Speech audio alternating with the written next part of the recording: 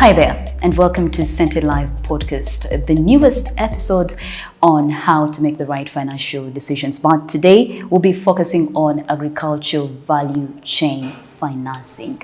Very exciting, but you may be asking, why should I stay? I'm not, in agriculture, I'm not a farmer, I'm not doing any of that, but you actually are. And I want to quickly break down who the actors are. They are input suppliers, producers. We also have aggregators, processors, distributors, wholesalers, and retailers, not forgetting the consumers. So this is something that concerns you. If you're planning to switch and move on to the next video, please do not. But we are excited to be here once again to speak about finances, to speak about, understanding the financial decisions that could affect you on an individual basis or even on a greater basis. So welcome, Ora is your host, Sandra Twinobdio. It is starting to feel like home. So my guest today is Mr. Fred Migade, and I am excited to hear from him because he is the manager, Agri-Business, Centenary Bank. And by the way, Centenary Bank has been doing amazing,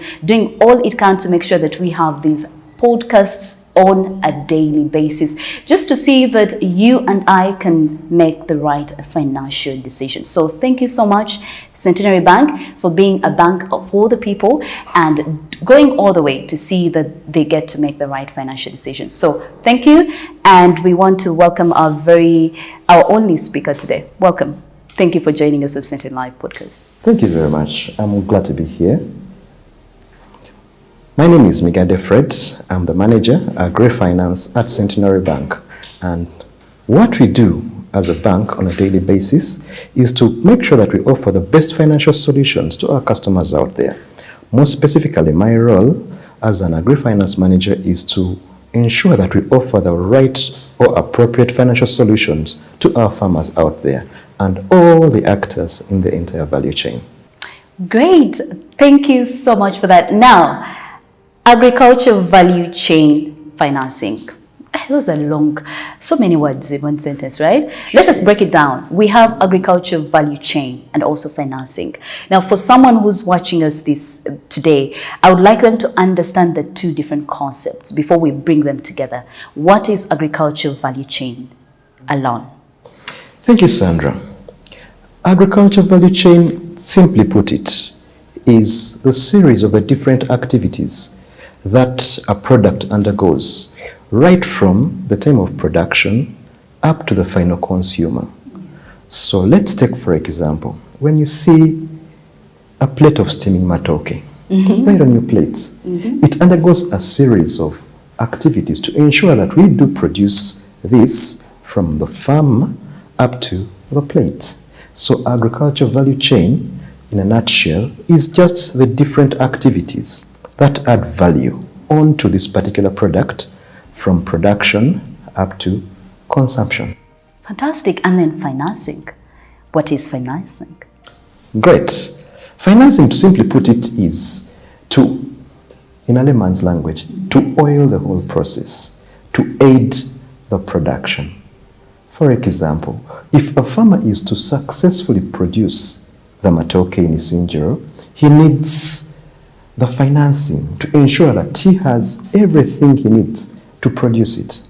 The transporter, he needs to buy the exact trucks to transport it from the farm to the marketplace. So the financing bit is to help and ensure that there is efficiency along the entire value chain.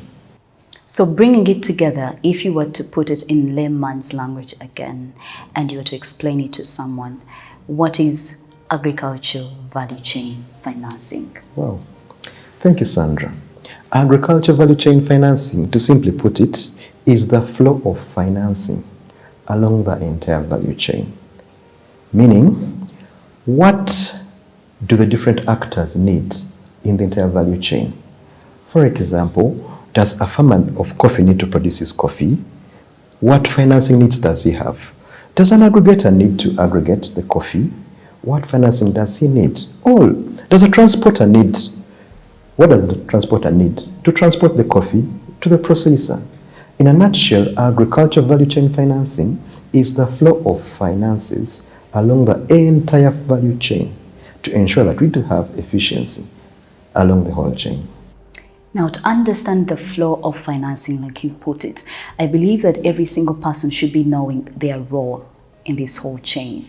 And I did mention earlier that we have, for example, input suppliers, we have producers, we have aggregators, we have those that process food and those that distribute it. Then you have the me that consume, So break it down for us, the exact actors in the agriculture chain, value chain, and what role they play. I'll start with the inputs providers.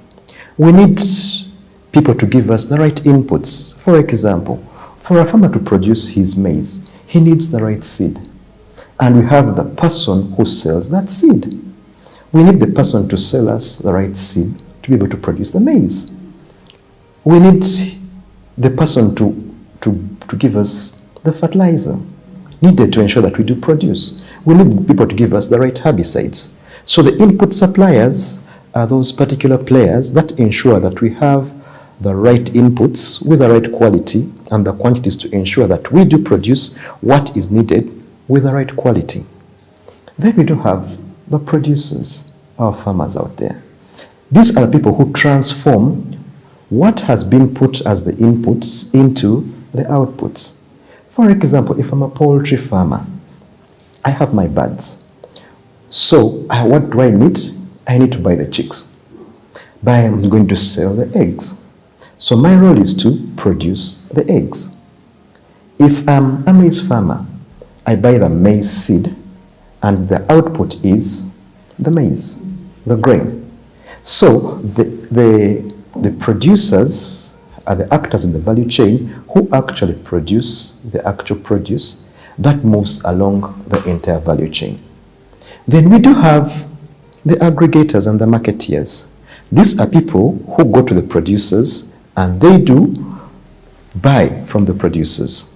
After buying, they aggregate and bulk the produce such that they are able to move this produce from the point of production to the point of marketing. Then we do even have the marketeers, people who buy. I have my truck, I'll go all the way to Ibanda to buy the matoke and bring it to Nakasero so that Sandra can buy a batch in the morning and enjoy it. So the value they do add is a place value from the point of production to the point of sale. We do have the processors along the chain, people who do transform the produce into a higher value. For example, our people in Kiseni probably, they do transform the maize into maize flour such that you can have it off shelf and be able to enjoy maybe the portion. I mean, you make it so easy to actually understand all the actors in this process. And well, I think this is a time of reflection for those that are watching us, because we want to be able to understand what it means to fund this process. So you need to ask yourself, who am I, as I'm thinking of financing, at what stage am I at? And this brings me to the question of, how does the agricultural value chain work? If we have all these different actors, how does it work? So the first thing to know how it works is to understand the needs. Now the need of, for example, let's start with a farmer. The needs of a farmer is, I need inputs. I need quality inputs. So in order for me to know how to finance the farmer, I need to understand his needs, because he needs probably a grace period. When I get my inputs, I want to be able to have an output the following day. Maybe I will need to first wait for some time for my poultry to first grow, then they start laying. So how it works is value chain financing takes into account the different characteristics of each of the players and hence crafting the right or appropriate solutions. Solutions in the sense that how I structure the financing along the chain will vary from the producer, maybe the marketeer, or even the input service provider. So how it works is understand who the customer is, at what stage of the chain are they, what are the characteristics that they do face, what challenges do they face, then I should be able to craft the appropriate solution.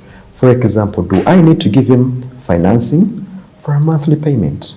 Or do I need to give him financing with a grace period, then he pays back maybe after a grace period? So how it works is, get what the customer's need is, know what he does, then craft an appropriate solution that will meet exactly what he needs, but also match in his cash flows.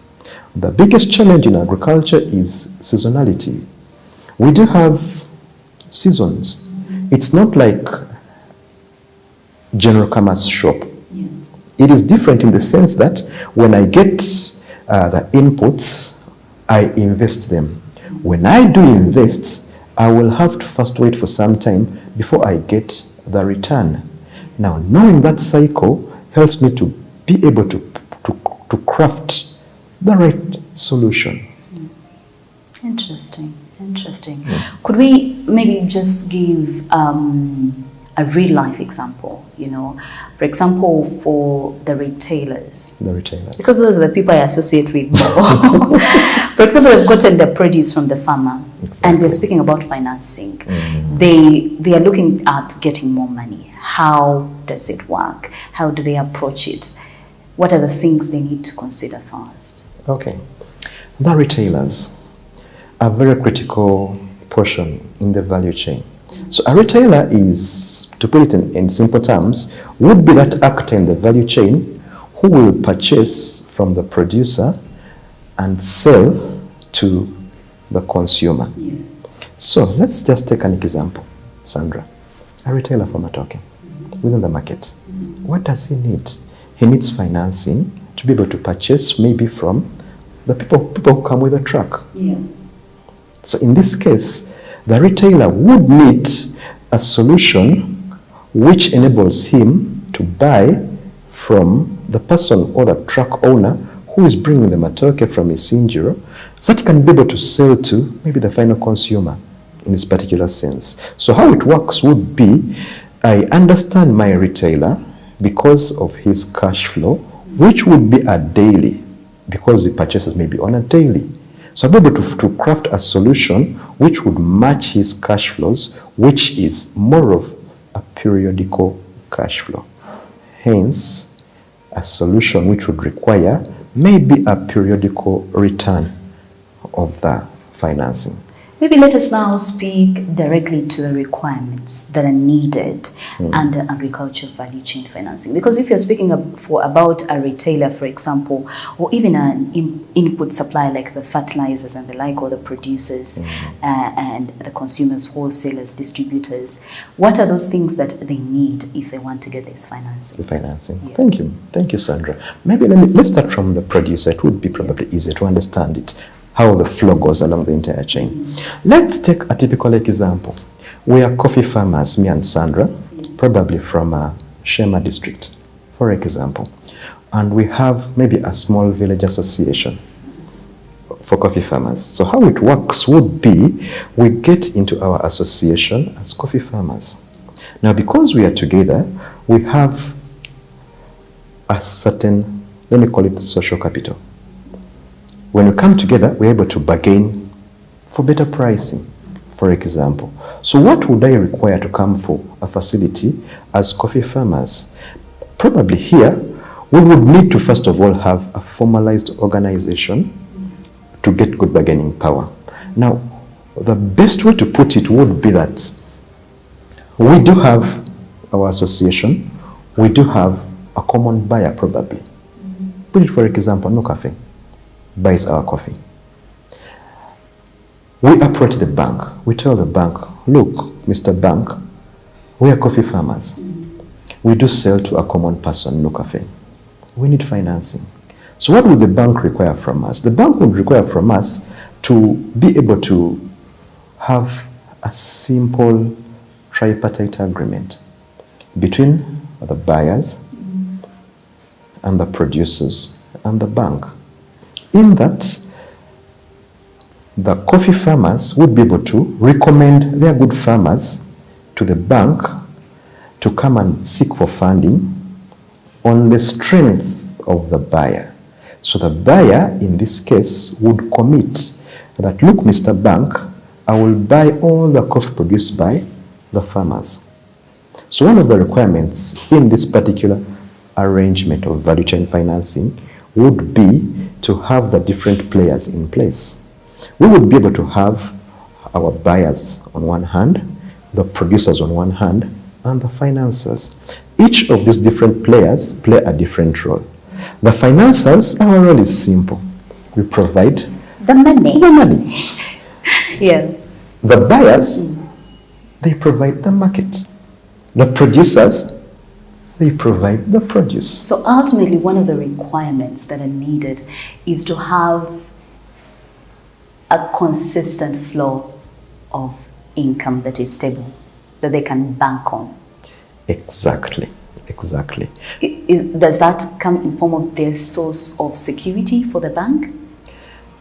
Yes, it does. But in this particular arrangement, one of the biggest securities is the social capital. Meaning, I know Sandra. We're in the same group we produce. So I can able recommend Sandra, maybe I'm the chairperson of the group. I can recommend Sandra to the bank. Because I know Sandra, I know she stays in Shema, I know she has 5 acres of coffee, I know she markets her coffee through us to No Cafe. So when I recommend her, because No Cafe knows me as their producers, they're able to give me a backing in the bank that, look, give this person money, we shall be able to purchase and pay for Sandra's coffee through your bank. So because of this type of arrangement, where each parties have a role to play, there is more trust. And that trust is the biggest. Trust is very fundamental. Is the biggest kind of security that we need in a value chain financing arrangement. Trust from all the 3 parties. The bank trusts you, and the bank also trusts No Cafe. And all of us are playing critical roles in this particular arrangement. So one of the requirements is to have a certain kind of marketing arrangement with a buyer, and also that trust from your group in that they're able to recommend you for financing. So once you have all that in order, what happens next? With a deposit account, because all the finances that you'll be getting will flow through that deposit account. Meaning when the bank is going to finance me, they will put the money on my account. So I'm able to withdraw. I go and I do the purchasing of my inputs. When I sell, my payments are paid through the bank. So in that way, your cash flows are clear to all the players in the ecosystem. Benefits of agriculture value chain. You've gotten the players in order, you've gotten the financing in order, but there's someone out there who's thinking, yeah, I'm a producer, I'm a retailer, but what is that extra benefit that I'll get if I go to Centelive Bank and I jump into this? One of the key benefits that you'll get from value chain financing is a lesser collateral requirement. Like I said, one of the key requirements. And that is usually an issue when people are trying to get, financing. Yes, Sandra. Now, but because the bank now knows you, knows who you sell to, knows which group you belong to, they can trust you more with less collateral. We've seen farmers who can't access money because they don't have the formal collaterals in form of landed property.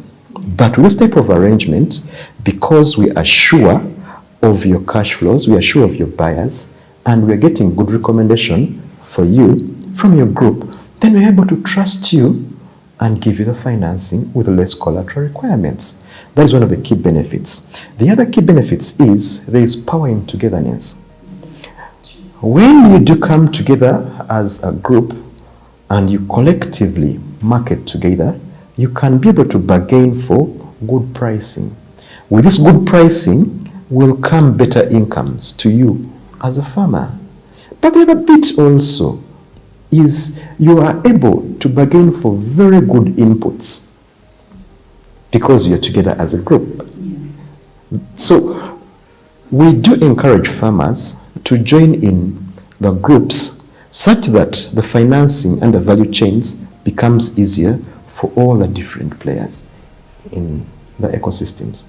Now, Centenary Bank is very passionate about agriculture value chain financing. Sure, we are. I mean, what is the reason behind, and what are some of the examples that as a bank you are financing? Sure, thank you, Sandra.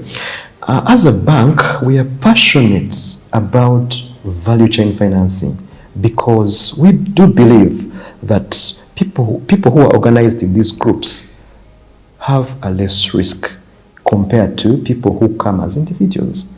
Because we are sure that we know Sandra, based on the credibility of Sandra in their group, that is very good on our side, because by the fact that you can be recommended by your group members, it gives us comfort that yes, this person is less risky.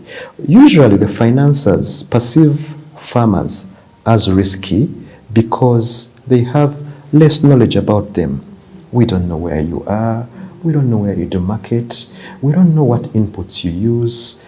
Basically, we have little knowledge about you. But with this type of arrangement, where we are sure that this group of coffee farmers actually gets their inputs from probably, let me give an example, from Grain Pulse, a credible input service provider. They do purchase their inputs as a group. Then they do market as a group to no cafe. Now, because we know your production, we do know your marketing, in that sense, you will have less risks. Then the other advantages of being organized in such value chain ecosystems is it is easier for the farmers to get support from other value chain players. For example, you are able to clearly get certain support from government if you are organized in these farmer groups. It's easy to get, for example, probably insurance cover as a group. So because of those benefits, it makes the farmers who are organized in value chains less risky. And they shouldn't worry. And I think I would love you to emphasize that part. Farmers that are in organized groups, they shouldn't worry. They should actually look forward to getting this financing because it only gives them a push ahead, not so. Exactly. So I'd like you to emphasize that for our viewers, because I know, Uganda is an agriculture economy, so we have lots of farmers that will probably be watching this episode. Let me use an example to emphasize that. Let's use the sugarcane industry, for example. Maybe let's talk about a group of farmers organized in their group. And for example, the Usoga Sugarcane Growers Association. Now, this organization is an organization of farmers who grow cane. Now, because this organization is their umbrella body, they are able to advocate for good quality inputs for their farmers. Because they are together, they command a good share of the market. They're able to bargain for good quality inputs at a cheaper pricing from the input service providers. But also, because they can market collectively, they are able to bargain for a good pricing, let's say from Kakira Sugarcane Factory, for example. Now, because of those advantages, the farmers in this type of arrangement will be more attractive to a financer. And because they're more attractive to a financer and they are less risky, they can ably bargain for a lower interest rate. Because their association knows them, they are able to recommend them to the bank, and they can be traced easily. Because of that traceability part, we are able to say probably, we know Sandra, she's the sugarcane grower in this association. The chairman knows her. After the chairman knows her, he has recommended her that yes, she's a good person. And Kakira Sugarcane knows that yes, she has been providing us with cane to our factory. She has been providing us probably with 5 tons. Yes. A good producer per season. And we have been paying her through the account. So because of those advantages, it makes them less risky and more attractive to the financiers. Because of that attractiveness, we shall easily welcome them with better rates. Better terms and conditions. Well, from your experience with different clients that come to Centenary Bank, Would you say that people have embraced agricultural value chain financing? Thank you, Sandra. I would say people are slowly embracing value chain financing. Those who have tested it have seen the benefits. And because they have seen the benefits, they are able to tell their colleagues that, look, this is the way to go. We need to work collectively as a group. When you work collectively, the benefits are immense. I mean, who wouldn't want to work with an organized group? But when you work alone, you can't do so much. For example, if Nucafe needs 1,000 tons of coffee, and they don't have organized groups so they can get a good volume, even if you're a good coffee producer, you may not even produce a tenth of that. Yes. So it would be hard for you to go and bargain for good pricing from them. So I would want to call upon the farmers to join very good organized groups and enjoy the benefits of value chain financing. What do you think usually stops people from, jumping onto this financing? Like you said, the collateral is very favorable. What are some of those things that limit them from your experience? We have been kind of disorganized in the past years. Everyone works on their own. For example, I grow my matoke, you grow your coffee, they grow their beans. And at the end of the day, we look for a local buyer who would come and buy something small. He would cheat me because I don't have the market prices. I would get poor inputs. And we have been basically disorganized, one, because we don't have something that unifies us. So we need a good unifying factor. For example, if people in a given area grow a particular common crop, a commodity, it would be easy for them to be united together and form a group. Hence, they would come and get those benefits. So one is poor organization on our side as people. The other one is lack of a good marketing structure. We are not selling collectively. Everyone sells on their own. The market structure is the case that it's liberalized. Free entry, free exit. Today I can sell to this one, tomorrow I sell to the other one, tomorrow to the other one. So whoever comes in is who I sell to. So we need to market collectively to have good marketing structures, whereby we know who is going to buy what, at what price is going to buy, when is going to buy it, what are some of those quality standards that we need. The other key element is we don't produce the right quality for the good buyers. For example, if Nucafe wants, for example, coffee, for example, a particular grade of coffee, and they would come and require to have it in bulk. But because my grade is poor, I may not be able to go and participate in such organized value chains. So one, we need to organize ourselves. Two, we need to produce the right qualities and quantities. As we almost come to the very end of this episode of Centelive, I am just curious to hear the views of those that are watching us. You've probably had an experience with Centenary Bank, or you've been in the agriculture value chain, as I know most of us are. What are the challenges you've faced, the limitations, and what is your experience? Just get into the comment section and let us know, because we are very keen on getting your feedback. So if you can get in the comment section and send in your views on how your experience has been when it comes to agriculture value chain financing, please do let us know. We love to learn from you. Centenary Bank loves to learn from you. Now, Fred, before I let you go, I would like to hear from you on this pertinent issue. It is believed that Centenary Bank is the bank for the people. I'm curious to hear what its role is in the agriculture value chain financing in the banking sector. What role does it play? Thank you, Sandra. We, like you said, we are very passionate about agriculture value chain financing at Centenary Bank. At Centenary Bank, we are proud to be the bank that finances people at all levels of the value chain. So in the banking industry, we finance people at all the levels. For example, if you come as an input service provider, we shall finance you. If you come as a producer, we shall do finance. If you come as a marketeer, we shall finance.